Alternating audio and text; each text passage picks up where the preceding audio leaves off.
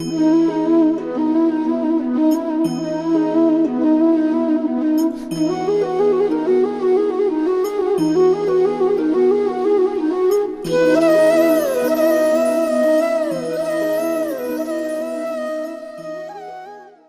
ध्यान से सुनना, नहीं तो हम आगे निकल जाएंगे। कि जो ब्रह्म का तेज का इच्छुक हो उसे बृहस्पति की पूजा करनी चाहिए। जैसे इंद्रियों की विशेष शक्ति की कामना हो वह इंद्र की, और जिसे संतान की लालसा हो वह प्रजापतियों की पूजा करे। जिसे लक्ष्मी चाहिए उसे माया देवी की पूजा करनी चाहिए। जिसे तेज चाहिए वह अग्नि की पूजा करे। जिसे धन चाहिए वह वसुओं की, और जिस प्रभावशाली पुरुष को वीरता चाहिए उसे रुद्रों की पूजा करनी चाहिए। जिसे बहुत सारे अन्न की प्राप्ति करने की इच्छा हो वह अदिति का, जैसे स्वर्ग की कामना हो अदिति के पुत्र देवताओं का। जैसे राज्य के विलासा हो वह विश्व देवों का, और जो प्रजा का अपने अनुकूल बनाने की इच्छा रखता हो उसे साध्य देवताओं की आराधना करनी चाहिए। आयु की इच्छा से अश्विनी कुमार, मतलब जिसको बहुत ज्यादा आयु चाहिए उसको अश्विनी कुमारों की पूजा करनी चाहिए। पुष्टि की इच्छा से पृथ्वी का, प्रतिष्ठा की चाह हो तो लोक माता पृथ्वी और धो आकाश का सेवन करना चाहिए। और जो बुद्धिमान पुरुष है, ऐसी बहुत बड़ी पूजाएं बताई हैं। मोक्ष चाहता हो उसे तो तीव्र भक्ति योग के द्वारा केवल पुरुषोत्तम भगवान की आराधना करनी चाहिए। बोलिए वृंदावन बिहारी लाल की। किसकी करना चाहिए? जिसको मन में कोई कामना भी हो और जिसको कामना नहीं भी हो।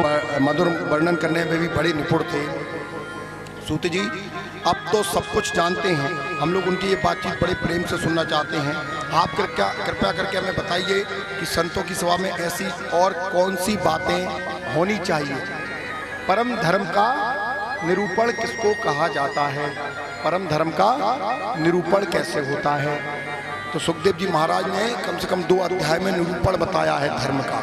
और धर्म का निरूपण कैसा होना चाहिए? जो धर्म हमें अपने परमेश्वर से मिलवा दे, हमें उस धर्म का निरूपण करना चाहिए। ऐसे करके इन्होंने संक्षिप्त में भी बताया।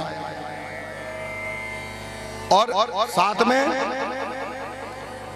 इन्होंने सृष्टि की रचना कैसे हुई, भगवान ने सृष्टि की रचना कैसे की, इस संबंध में भी प्रश्न किए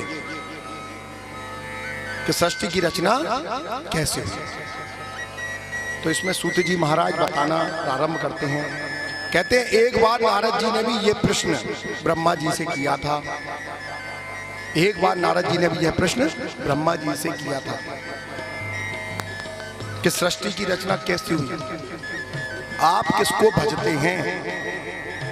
उन्होंने देखा कि ब्रह्मा जी भी ध्यान में रहते हैं।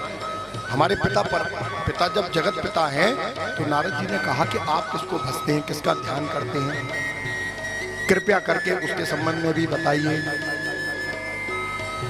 जब सूत जी माफ कीजिएगा, सुखदेव जी महाराज ये बता रहे थे, नारद जी का ध्यान किया। और नारद जी का ध्यान होते से ही हमारे मन में, हृदय में एक ही चीज याद आती है, श्रीमन नारायण नारायण नारायण। तो उसने आवाज लगाई नारायण, लेकिन मृत्यु सामने खड़ी हो गई। बहुत ही खतरनाक स्वरूप में यम के पार्षद सामने खड़े हो गए। और यम के पार्षद उस पर जैसे ही उन्होंने फेंका फंदा, उसके प्राणों को, उसको देख के घबराहट होने लगी। इतने खतरनाक क्यों? क्योंकि पापियों को, जो पापी होते हैं ना, उसको ये भगवान के ही पार्षद है। यम भी क्या है, भगवान, यमराज भी भगवान के ही पार्षद है। उसको इतना खतरनाक जीभ लपलपाते हुए भूतों के जैसे खतरनाक दिख रहे हैं, उसको त्रास दे रहे हैं। उसको अपने मुंह से लगा, उसको घबराहट हुई। उसने घबराने के कारण चिल्लाया नारायण नारायण नारायण। जब उसने नारायण चिल्लाया, किसके लिए? अपने बच्चे के लिए। किंतु हमारे भगवान, इसके जवानी में जो इसने युवावस्था में जो भगवान की भक्ति की थी और उस भक्ति से बच्चे का नाम नारायण रखा था, भाव उसका बहुत अच्छा था। भगवान ने अपने पार्षदों को भेज दिया। और भगवान के पार्षद कैसे दिखते हैं, बार बार आपको कल से यही सुनना है। भगवान के पार्षद भगवान जैसे ही दिखते हैं, 4 हाथ, एक हाथ में सुदर्शन चक्र, गदा। कैसे? आपको कोई फिल्म में कोई हीरो अच्छा लगता है तो उसकी नकल करते हो कि नहीं? हम करते कि नहीं?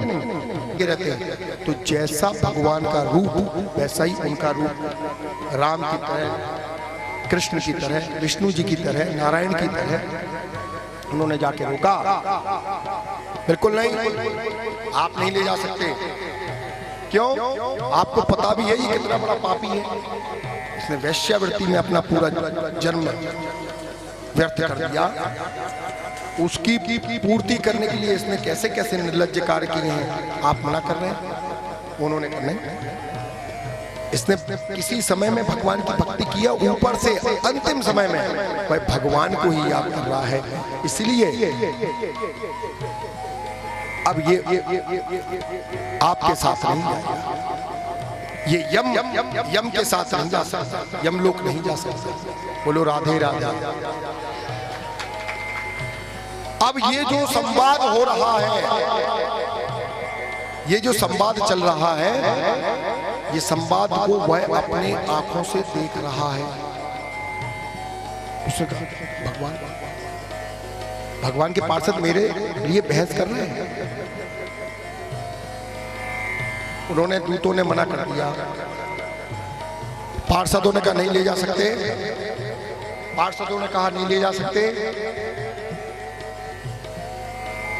और हुआ भी यही बात, यम छोड़ के चले गए और जाके यमराज से बोले अब हम आपके लिए काम नहीं कर पाएंगे। यमराज बोले क्यों? कहने लगे कि कैसे करें, अब तो हम किसी को लेके नहीं आ सकते, पापियों को नहीं लेके आ सकते। नैया जी इंतजार कर। हमने कहा हम इसलिए सोच रहे हैं कि इतने तो पहुंच जाए वहां तक, नहीं तो दुनिया ये कहेगी ये क्या कर रहे हैं, बीच की कथा खा गए।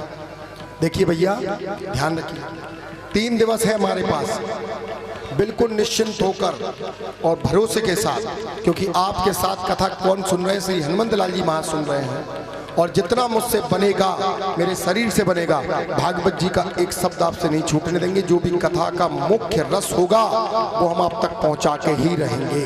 बोल वृंदावन बिहारी लाल की। क्योंकि कथा की सफलता तभी है जब कुछ ज्ञान अर्जित कर लिया जाए, है ना। तो यहाँ पर सरस्वती जी उत्पन्न हुई, लिंग से समुद्र, गुदा से पाप का निवास स्थान, राक्षसों का अधिपति निरत्ति कोण उत्पन्न हुआ। छाया से देवभूति के पति भगवान कदर्म जी उत्पन्न हुए। इस तरह ये सारा जगत करता ब्रह्मा जी के शरीर और मन से उत्पन्न हुआ, शरीर और मन से उत्पन्न हुआ। विदुर जी, भगवान ब्रह्मा की कन्या सरस्वती बड़ी ही सुकुमारी थी। ध्यान देना, कुछ विचारधारा के लोग हम पर हाथ परिहास करते कि ब्रह्मा जी ने अपनी पुत्री से शादी कर ली। नहीं, गलत बात। अक्षर साहब बता रहे हैं, हम मिलावट बिल्कुल नहीं कर रहे। पीछे आवाज आ रही, समझ में आ रहा है? बोलो वृंदावन बिहारी लाल की। तो इसमें ही ये बात आती है कि विदुर जी, भगवान ब्रह्मा की कन्या सरस्वती बड़ी ही सुकुमारी और मनोहर थी। हमने सुना है कि एक बार उसे देखकर ब्रह्मा जी काम मोहित हो गए, काम मोहित हो गए। यद्यपि वह स्वयं वासनाहीन थी, मतलब सरस्वती जी वासनाहीन थी, उनके ऊपर कोई काम का वो नहीं हुआ। पुत्री थी ब्रह्मा जी, मुख से उत्पन्न नहीं हुई। उन्हें ऐसा अधर्ममय संकल्प करते देख उनके पुत्र मरीचि आदि ऋषियों ने उन्हें विश्वास पूर्वक समझाया। उनके पुत्रों ने कहा, मरीचि आदि ने, जो 10 पुत्र थे ना उनके, और भी उत्पन्न हुए थे, उन सबने कहा क्या कर रहे हैं पिताजी, क्या विचार बनाया आपने मन में? पिताजी आप समर्थ हैं, फिर भी अपने मन में उत्पन्न हुए काम के वेग को न रोककर पुत्री कमन जैसा दुस्तर पाप करने का संकल्प कर बैठे। आप इनको अपनी पत्नी बनाने का संकल्प कर बैठे। ये बहुत बड़ा पाप किया आपने। ऐसा तो आपसे पूर्ववर्ती किसी भी ब्रह्मा ने नहीं किया। देखो अब यहाँ पर सोचने वाली बात है, पूर्ववर्ती ब्रह्मा, कौन से ब्रह्मा? देखो जोर से बोला करो अगर समझ। पूर्ववर्ती ब्रह्मा मतलब यहाँ पर ये बात स्पष्ट होती है कि ब्रह्मा कोई एक नहीं है, इनके पहले भी कई ब्रह्मा हुए हैं। पूर्ववर्ती ब्रह्माओं ने भी ऐसा कर्म नहीं किया जैसा आपने किया है ना। तो ऐसा कर्म आपके पूर्ववर्ती ब्रह्माओं ने भी ऐसा कर्म नहीं किया, ऐसी मानसिकता नहीं बनाई कि आप अपनी पत्नी अपनी पुत्री को ही बनाने के सोचे बैठे, काम में आ गए, आपकी सोच काम में चली गई। फिर मन में उत्पन्न हुए काम को रोककर पुत्री गमन जैसा दुष्कर पाप करने का संकल्प कर रहे हैं। ऐसा तो आपसे पूर्ववर्ती किसी भी ब्रह्मा ने किया और ना आगे ऐसा कोई करेगा। जगत गुरु आप जैसे तेजस्वी पुरुष को भी ऐसा काम शोभा नहीं देता। देखो भैया एक बात आपको सही बता दूं, मन ब्रह्मा जी को भी मन ने नहीं छोड़ा। जो तुम्हारा पूजा पाठ में या भक्ति में मन नहीं लगता ना, या कथा में मन नहीं लगता है, बच्चे ध्यान दें, ये आपका मन जो मन है ना, ये मन चंचल है।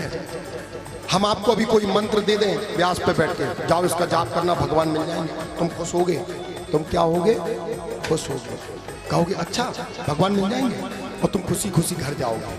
और जैसे ही मंत्र का अनुष्ठान करने के लिए बैठोगे, देखिए शास्त्र सम्मत बात हो रही है, कृपया शांति से मेरी बात सुनिए। और जैसे ही तुम बैठोगे तुम्हारे मन में विचार आएगा, उठ तो लो बहुत देर हो गई है, 4 दिन हो गए, 6 महीने हो गए, 8 दिन हो गए या 15 साल हो गए, हमारा जाप सिद्ध नहीं हो रहा। तो ये मन आपको भटकाएगा। अब 15 साल का तुम ज्यादा ही बोल गए, 8-10 दिन में ही तुम्हें लगेगा बहुत हो गया, काम धंधा भी तो के क्यों, क्या कहोगे अपने आप से, कर्म ही पूजा है। क्या कहोगे, कर्म ही पूजा है। हम कहीं भैया अभी गए थे तो वहां लिखा था कर्म ही पूजा है। और सही बताएं, जब से हमने बिहारी जी के चरणों को पकड़ा है तब से हमें ऐसे ही लगता है कि वो ही कर्म पूजा है जो हमें हमारे बिहारी जी से मिलवाए, नहीं तो बाकी तो सब काम दूजा है।